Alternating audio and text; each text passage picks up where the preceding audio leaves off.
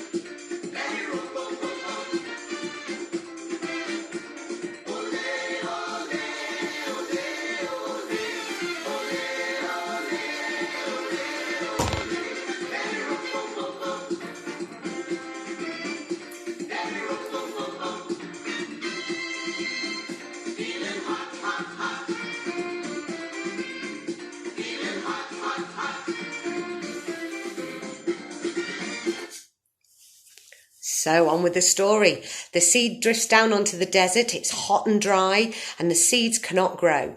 Now the tiny seed is flying very low, but the wind pushes it on with the others.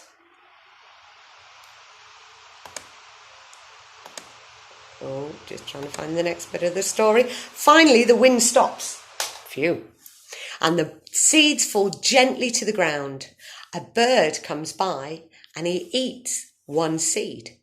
The tiny seed's not eaten, and it's so small that the bird does not see it.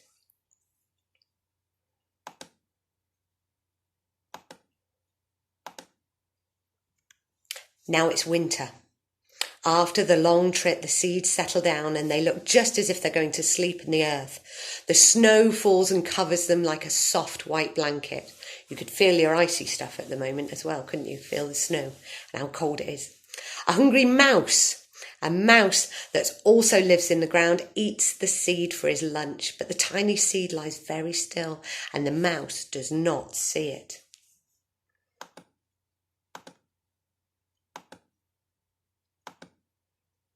Now it's spring.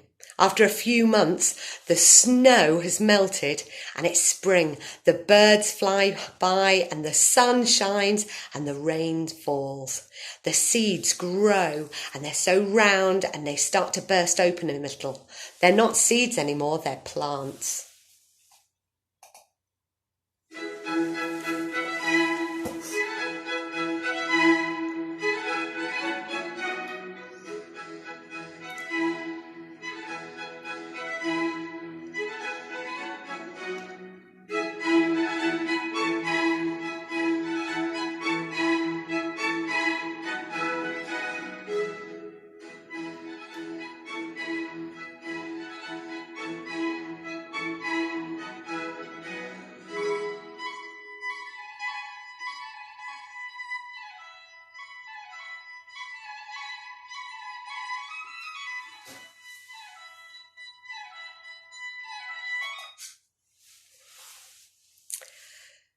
So, first they send roots down into the earth, then their little stems and leaves begin to grow towards the sun and the air.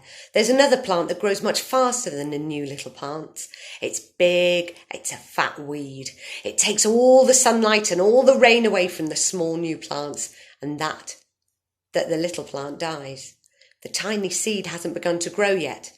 It'll be too late, hurry! But finally, too, it starts to grow into a plant.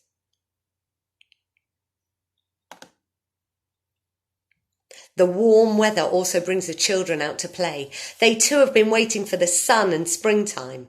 One child doesn't see the plants as he runs along, and he breaks one, and now it cannot grow anymore.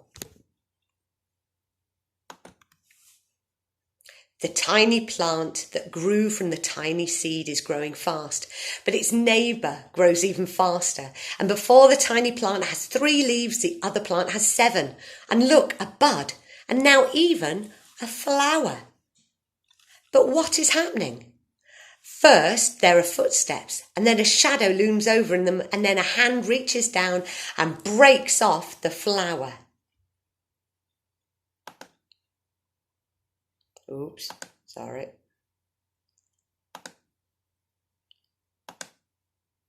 A boy has picked the flower to give to a friend.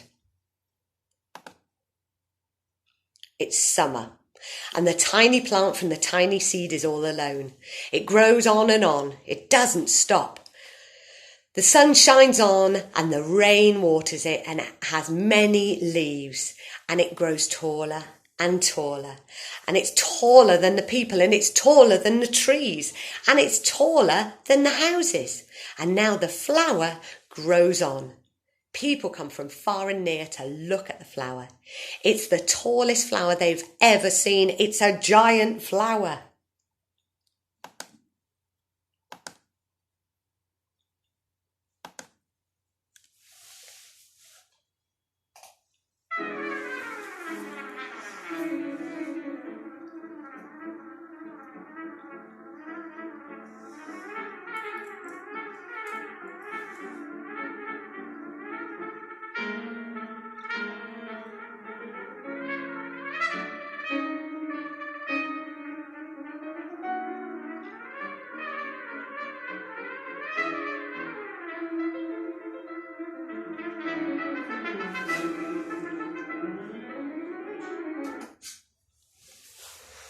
All summer long, the birds and the bees and the butterflies come visiting. They've never seen such a big and beautiful flower.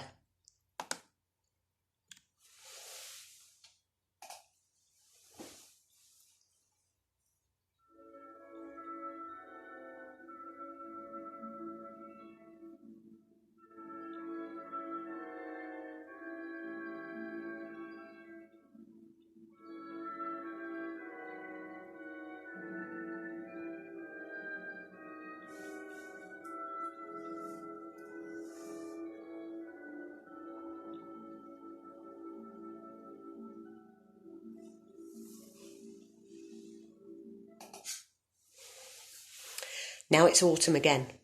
The days grow shorter, the nights grew colder, and the wind carries the yellow and the red leaves past the flower. Some petals drop from the dry flower, and they sail along with the bright leaves over the land and down to the ground. The wind blows harder, and the flower has lost almost all of its petals, and it sways and bends away from the wind.